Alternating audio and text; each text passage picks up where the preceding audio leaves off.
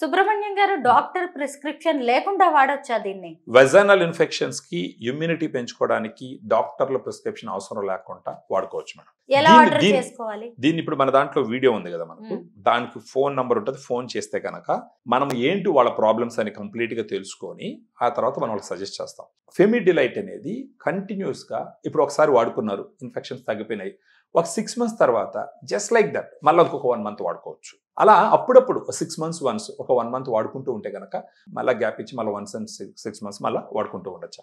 ఇప్పుడు ఈ bottle rate ఎలా ఉంటుంది, కాస్ట్ ఎలా పడుతుంది? మొత్తం దీంట్లో 30 క్యాప్సూల్స్ ఉన్నాయి మేడం.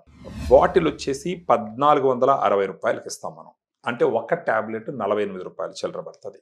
అంటే నెల మొత్తం మీద 1460 రూపాయలు, 1480 రూపాయలు పడుతుంది. అటు 3 నెలలు వాడుకుంటే కంటిన్యూస్ గా వాళ్ళ ఇన్ఫెక్షన్ సిగ్నిఫికెంట్ రిపీటెడ్ ఇన్ఫెక్షన్స్ అంటే అప్పటికప్పుడు వచ్చినాయంటే ఒక 1 month వాడుకొని ఆ తర్వాత మెన్సెస్ డే నుంచి ఒక 10 days, మెన్సెస్ డే నుంచి ఒక 10 days అలా వాడుకోవచ్చు.